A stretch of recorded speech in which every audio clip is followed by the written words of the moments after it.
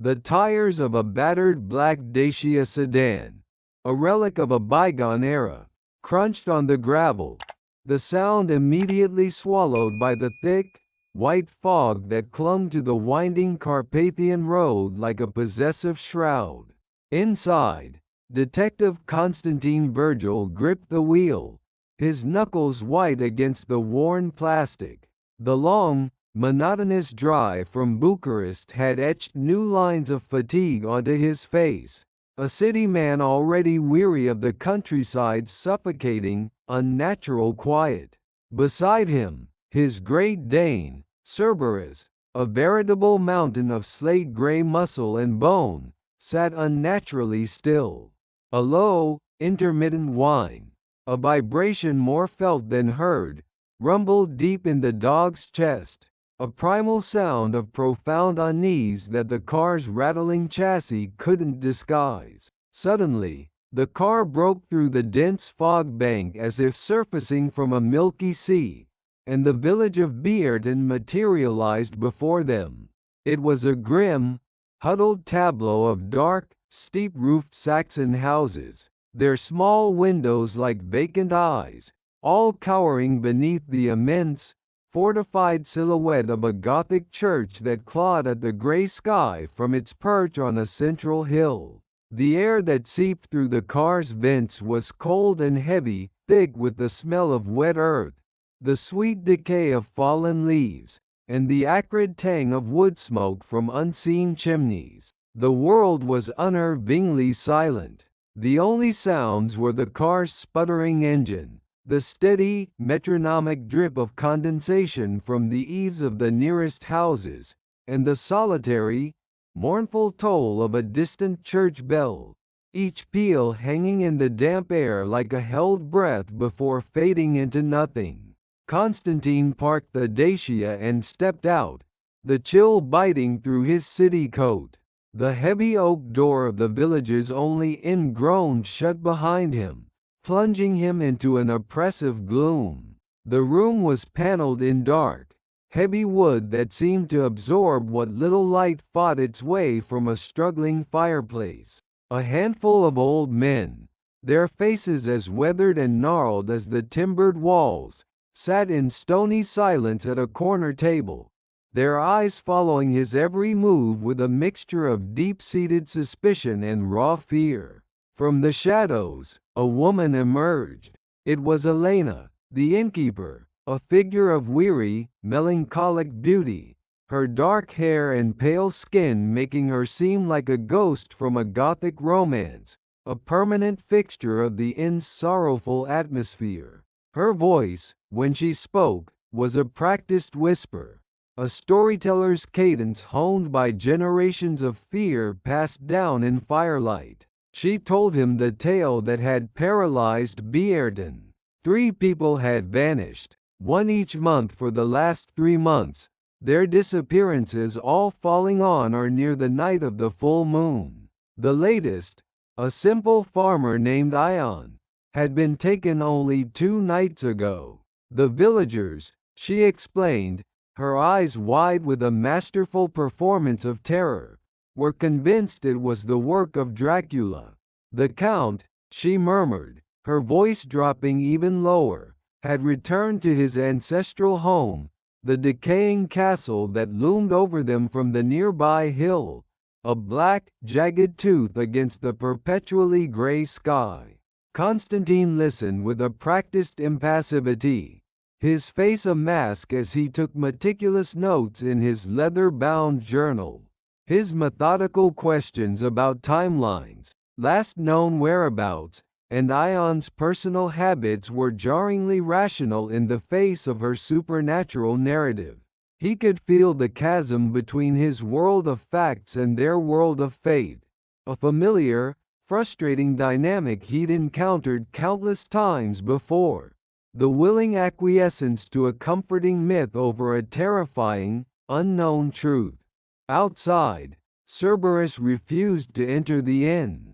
He remained planted by the door, a silent, slate-gray sentinel, his hackles raised. He emitted a low, guttural growl, not at any person, but at the deep, impenetrable shadows that pooled in the corners of the room, sensing a deep-seated wrongness that had nothing to do with ghosts. Constantine, accompanied by the local constable, a young man barely out of his teens named André, whose ill-fitting uniform couldn't hide his trembling hands, walked the muddy path to the farmhouse of the latest victim. André spoke in hushed, frantic tones of curses and omens, his words tumbling out in a torrent of local superstition about Strigoi and the restless dead. The farmhouse itself was a study in contradiction. The bedroom was neat and undisturbed, the bed made with military precision, showing no signs of a violent struggle. But the main parlor was a scene of grotesque theater.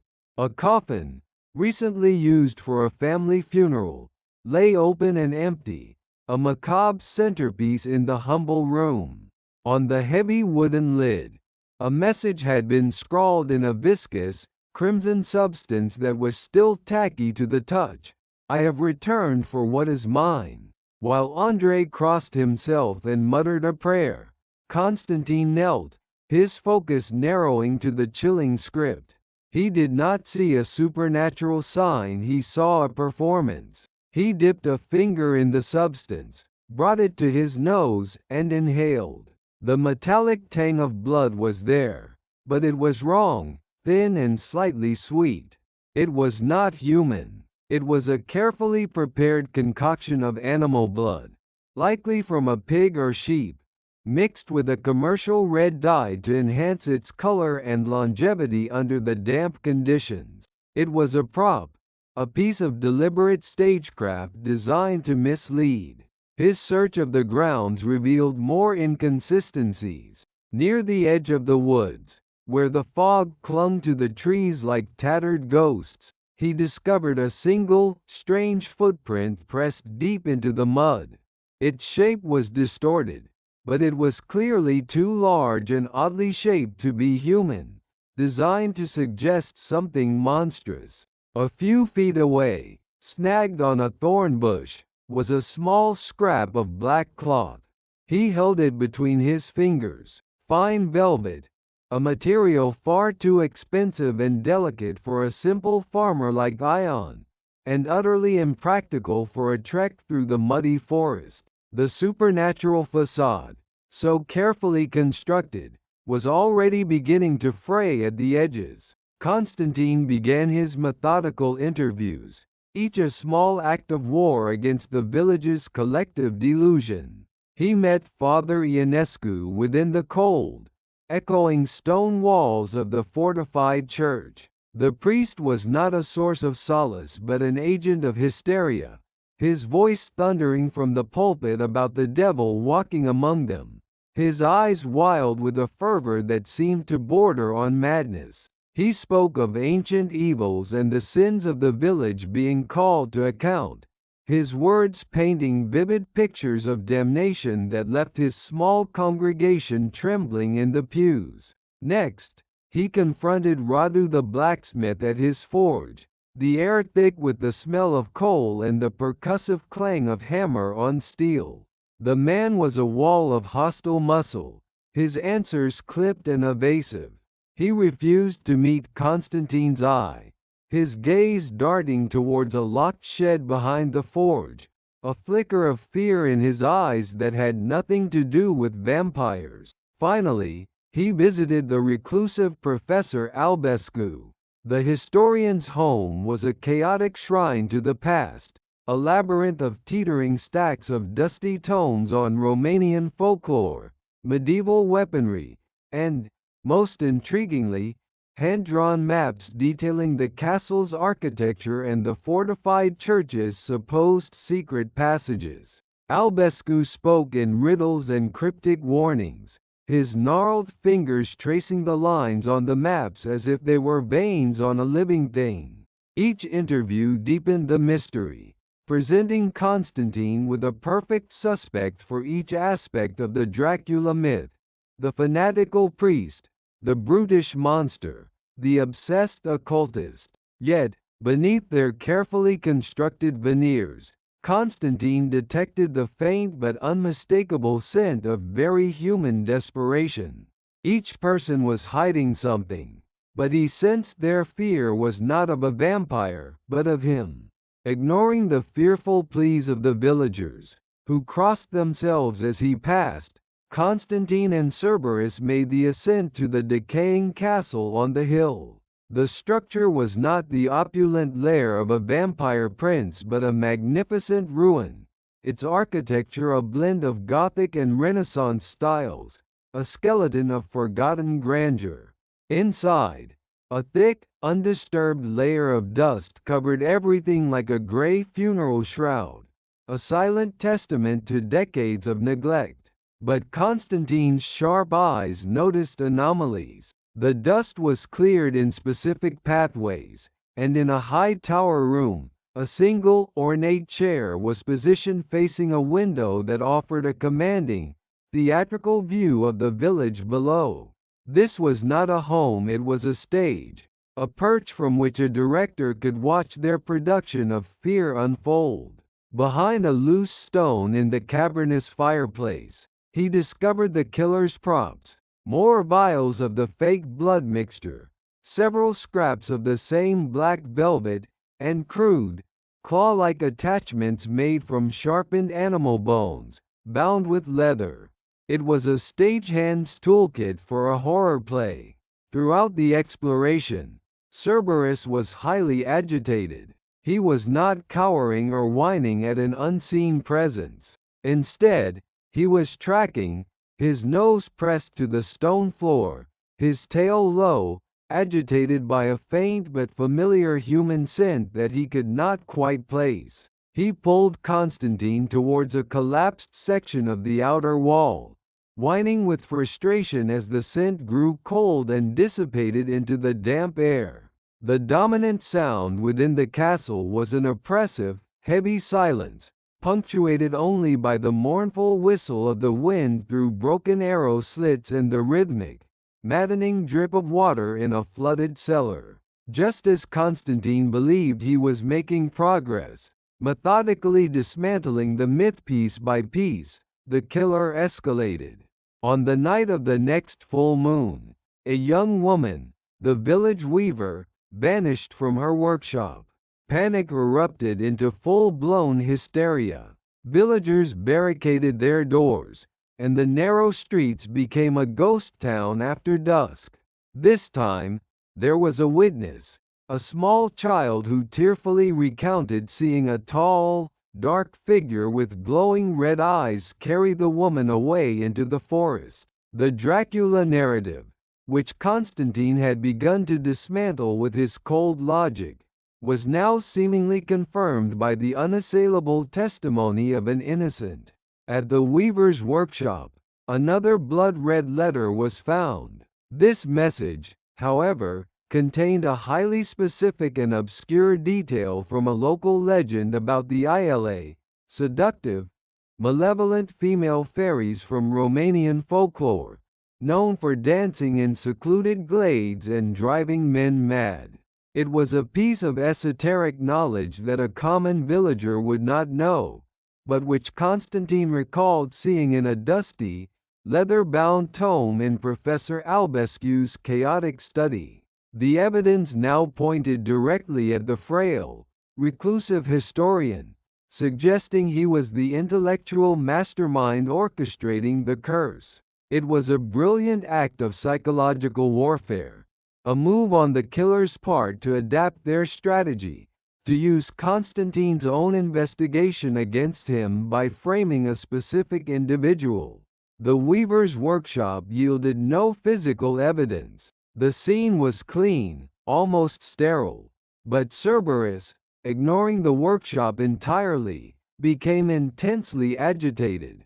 He pulled Constantine away from the scene, his powerful form straining against the leash, and led him directly to the outer wall of the fortified church complex, to the base of the Bacon Tower, a real and unique feature of Bierton's church, historically used by villagers to store their cured meats. The dog began to scratch furiously at the tower's stone foundation, whining and digging at the earth, his focus absolute. Constantine inspected the area but found nothing, no disturbed soil, no dropped items. All he detected was a faint, sweet, and cloying smell in the air, one he recognized as Tuica, a potent Romanian plum brandy. Believing it to be nothing more than the lingering scent of a drunken villager who had relieved himself against the wall, he dismissed the clue with a flicker of urban disdain. "Come on, you beast," he muttered, pulling the insistent dog away. It was a critical error in judgment, a rare moment where his rational mind, clouded by a simple assumption, overrode a crucial piece of sensory evidence. Back in his dimly lit room at the inn, the evidence was spread out before him like tarot cards, crime scene sketches, the scrap of velvet, a vial of the fake blood, his notes on the villagers' secrets. He was at an impasse. The full moon theory, supported by 2 disappearances and an eyewitness, was the only coherent pattern, yet it felt fundamentally wrong, too theatrical. His gaze fell on his calendar, where he had marked the dates. He stared at them, his mind racing. Then, the revelation struck him, a simple, devastating shift in perspective. The disappearances did not just align with the full moon. They aligned with every Tuesday. Why Tuesday? The question hung in the air. He recalled a seemingly insignificant detail from his initial conversation with the terrified young constable. The weekly supply wagon from the nearby city of Sibiu arrived every Tuesday morning. It was the village's lifeline, bringing mail, goods, and news. The driver was a known drunkard, a man notorious for his love of cheap plum brandy. The smell at the bacon tower. It all clicked into place with the force of a physical blow. The disappearances had nothing to do with a lunar cycle or ancient curses. They were meticulously timed to coincide with the one moment each week when an outsider's presence and the delivery of goods create a subtle disruption in the village's monotonous routine. A perfect cover for an abduction. With this new framework, the killer's true motive became terrifyingly clear. The victims were not chosen at random. They were the 3 landowners who had stubbornly refused to sell their ancestral plots of land to a single, anonymous buyer. The Dracula myth was a campaign of psychological terror designed to drive the remaining villagers into such a panic that they would abandon their homes and sell their land for a fraction of its worth.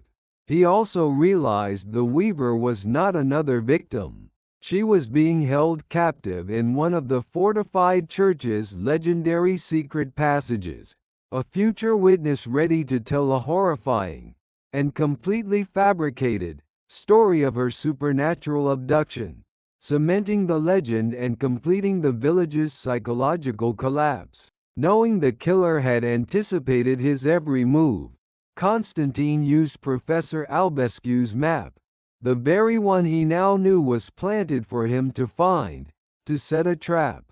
He and the young constable entered the fortified church at night, their footsteps echoing in the cold, silent nave. The confrontation occurred not in a crypt, but in the dizzying heights of the ancient bell tower. There, the killer was unmasked.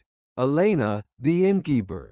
Her gentle, melancholic persona was a masterful performance. She was the last descendant of a disgraced noble family who lost their lands to the Saxon villagers centuries ago.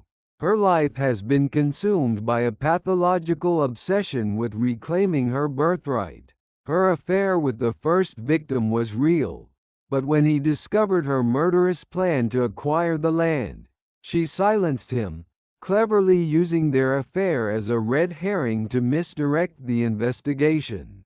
What followed was not a battle with a creature of the night, but a desperate and brutal confrontation in the claustrophobic confines of the bell tower and the church's narrow, winding defensive corridors. Elena, armed with a sharpened blacksmith's file and an intimate knowledge of the church's hidden architecture, was a formidable adversary. She moved through the darkness like a phantom, using the secret passages and twisting stairways to her advantage, turning the sacred space into her personal hunting ground. The fight was a tense, breathless struggle. Constantine was not fighting a monster with supernatural strength, but a cornered human being driven by centuries of perceived injustice. The climax ended not with a stake through the heart, but with a fittingly historical and mechanical resolution.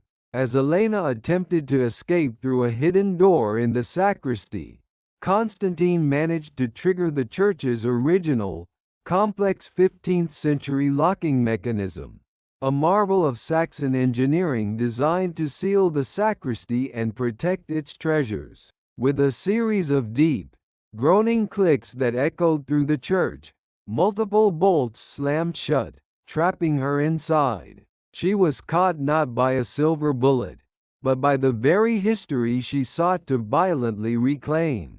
Cerberus delivered the final blow, his massive form blocking a secondary escape route and cornering her until the mechanism could fully engage, his bared teeth a final, primal judgment on her very human evil. Dawn broke over Bierton. The oppressive fog that had choked the valley for days was finally lifting, burned away by the first rays of the morning sun to reveal the majestic, snow-dusted peaks of the Carpathian Mountains in the distance. In the village square, Elena, her face a mask of cold, silent fury, is led away by the regional authorities. The villagers watched in stunned silence, their collective terror of a mythical monster now replaced by the sickening, intimate horror of recognizing the evil that resided within one of their own. The monster was not in the castle, it was the one who had been pouring their wine. Constantine stood on the hill near the church, Cerberus at his side, looking down at the quiet village below. His final monologue is delivered as a calm, reflective voiceover, layered over a montage of images: the now peaceful village, the empty castle on the hill looking like a harmless ruin, the faces of the villagers as they begin the slow, painful process of confronting the truth. They say the devil walks in Transylvania. They're not wrong, but they look for him in crumbling castles and empty graves. They expect fangs and claws, and ancient curses whispered on the wind. They forget the devil's greatest trick was never showing his face. It was convincing us to see him in everyone else's. Fear is a phantom, but it has a human heart, and it beats loudest in the dark, not of the night, but of the things we're willing to believe to avoid facing the truth, that the only monsters are the ones we make.